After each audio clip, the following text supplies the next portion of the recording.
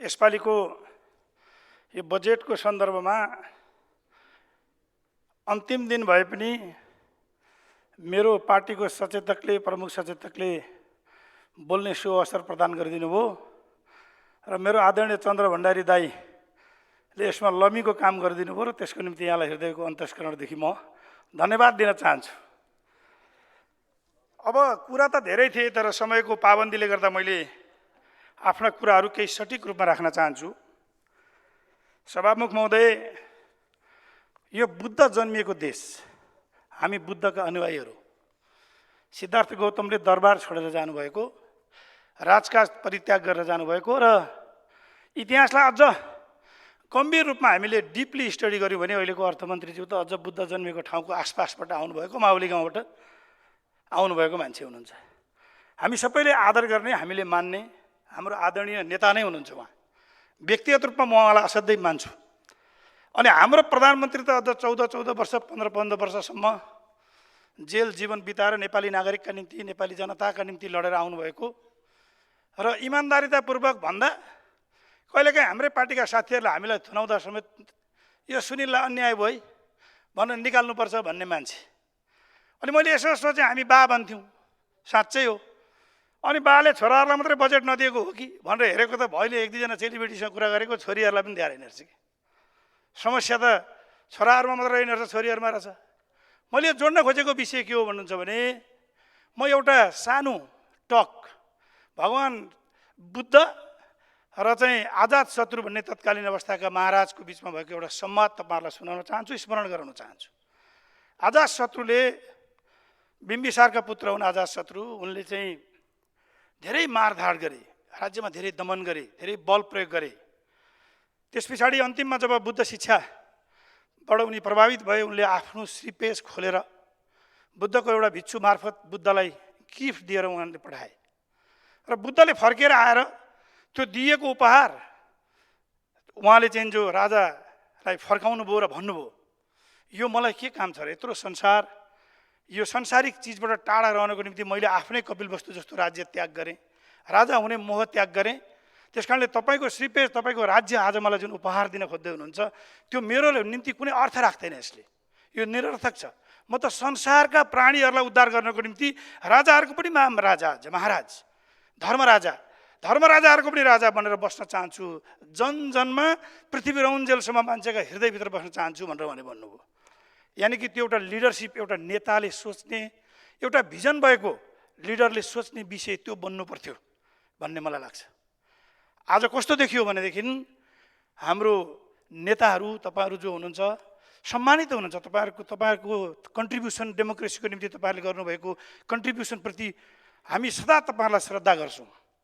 तर आज छातीमा हात राखेर एकताल पशुपतिनाथमाथि उभिएर सोच्नुहोस् त, तपाईँहरू के गर्दै हुनुहुन्छ? जनता 5वटा जिल्लाभित्रका मात्रै नेपाली नागरिक हुन् त? हाम्रो कर्णालीको, हाम्रो मुगुको, हाम्रो मुस्ताङको, हाम्रो मधेसको, तराईको, पहाडको 5 जिल्ला बाहेक 72 जिल्लाका मान्छेहरू नेपाली नागरिक होइनन्? तपाईँहरूलाई अलिकति दया लाग्दैन?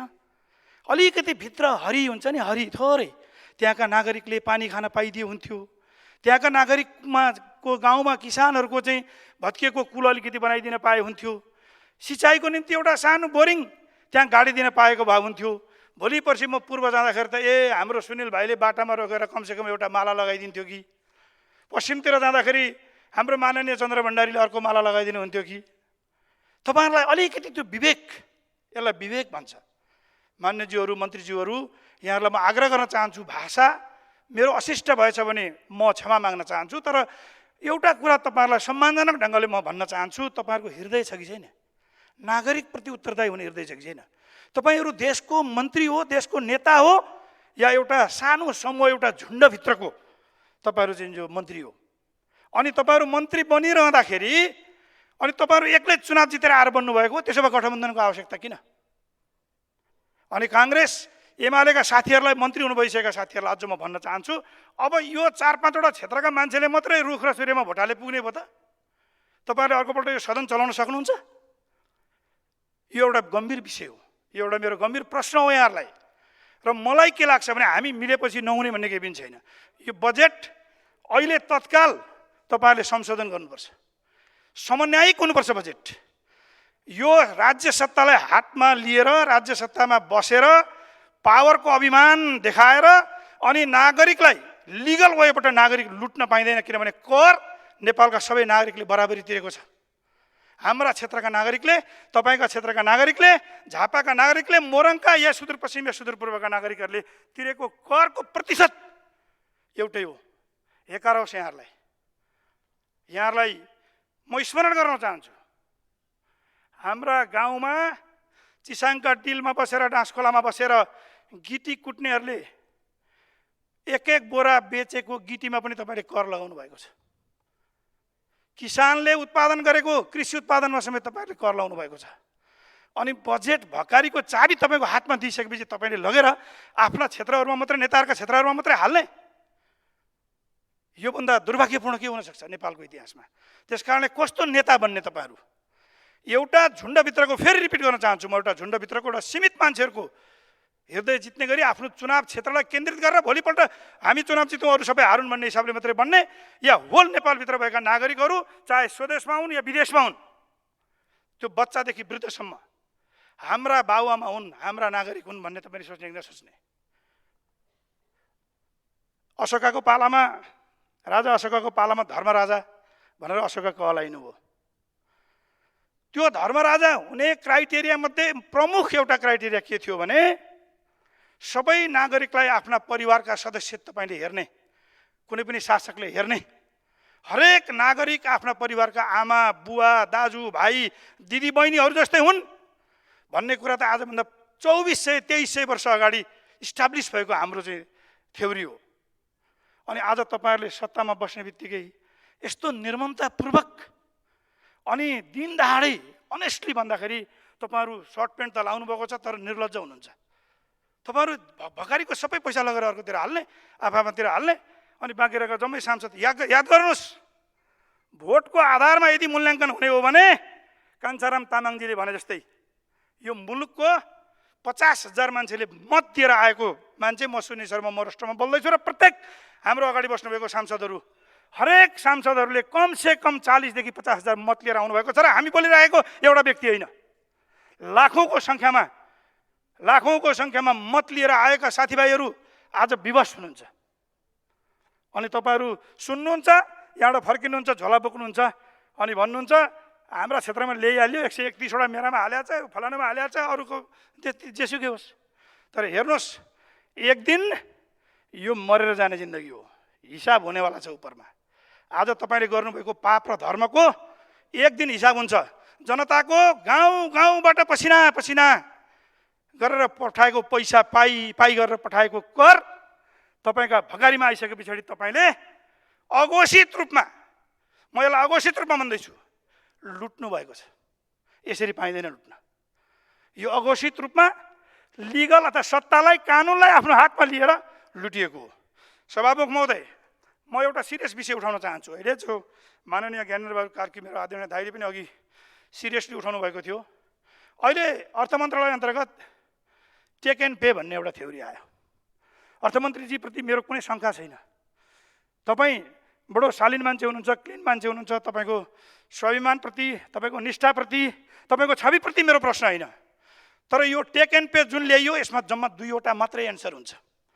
बिजुली उत्पादन गर अनि हामी किन्दैनौँ भनेको राज्यले, तिमी बिजुली उत्पादन गर, अरबौँ लगानी गर अनि हामी किन्दैनौँ, त्यो भनेको के हो भने नेपाली व्यापारीहरू, नेपाली उद्योगपतिहरू, तिमीले नेपालको पानी बगेको खोलाभित्र तिम्रो अधिकार छैन, तिमीले बिजुली उत्पादन गर्न पाउँदैनौ, तिमी गुड बाई जय नेपाल, हामी विदेशीहरूलाई मात्रै दिन्छौँ भनेको। कारण के? अन्डर टेबल पैसा आउँछ भनेको त्यो होइन भने नेपाली नागरिकले बल्ल बल्ल भर्खर जलस्रोतमा चाहिँ जो फड्को मारिरहेको बेला, बनाउन सिकिरहेको बेला र जलस्रोतमा नेपालले एउटा नयाँ आयाम सुरु गर्ने बेलामा आज तपाईँले कुन ग्राउन्डमा यो भन्नुभयो?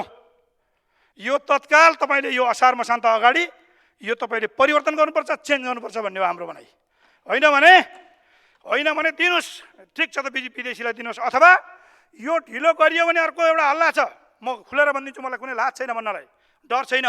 यहाँ एउटा हल्ला चलिरहेको छ, टेक एन्ड पे भन्ने, व्यापारीहरूसँग पैसा उठाउने अनि परिवर्तन गर्ने। यो हो डिजाइन भनिएको छ। म भन्दिनँ के हो डिजाइन, मैले अघि नै भनिसकेँ। अहिलेको अर्थमन्त्रीप्रति, अहिलेको सरकारप्रति, अहिलेको प्रधानमन्त्रीप्रति, उहाँहरूको निष्ठा र आस्थाप्रति, उहाँहरूको स्वच्छताप्रति मेरो शङ्का छैन। हामीले शङ्का गर्नु नपरोस्। तर असार मसान्त पछाडि कटेर व्यापारीहरूसँग बजारमा पैसा उठाएर परिवर्तन गर्ने चेष्टा गरियो भने यही सदनमा हामी सुरु गर्नेछौँ। यो कुरा उठाउँछौँ, घनीभूत हिसाबले उठाउँछौँ। र अर्को कुरा, नेपालको व्यापारीहरू, म 1 मिनट नसकेँ महोदय, दफा 57 को जुन कुरा छ, अर्थमन्त्रीज्यूलाई म रिमाइन्ड पनि गराउन चाहन्छु। लास्ट टाइम उहाँ अर्थमन्त्री भइरहँदाखेरि पूर्व अर्थमन्त्री वर्षमान पुञ्जीले यसलाई चेन्ज गर्नुभएको थियो। अनि हामीले गएर भेटेर भन्यौँ पनि, अहिले अब यस्तै भइगयो, ढिलो चाँडो भयो, अब पछि तपाईँहरूलाई हामी बोलाउँछौँ, सल्लाह गरौँला भनेर भन्नुभयो। तर दफा 57 यस्तो अपराधिक दफा हो नेपालमा, जहाँ सिम्पल तपाईँहरूलाई म बुझाउन चाहन्छु, जहाँ 1 करोड रुपियाँ लगानी गर्न कुनै व्यापारीले चाहन्छ एक्जिस्टिङ उद्योगमा भनेदेखि उसले 35 लाख रुपियाँ कर नबुझाइकन 1 करोड रुपियाँ लगानी गर्न पाउँदैन। भनेपछि यो देशका होटल, यो देशका स्कुल, यो देशका कलेज, यो देशका कुनै पनि लिमिटेड या प्राइभेट लिमिटेड कम्पनीहरू तपाईँहरू बन्द गर्न चाहनुहुन्छ कि चलाउन दिनुहुन्छ? यति भन्दै कुरा त धेरै थिए। अन्तिममा अर्थमन्त्रीज्यूलाई मेरो 2 हात जोडेर एउटा रिक्वेस्ट छ।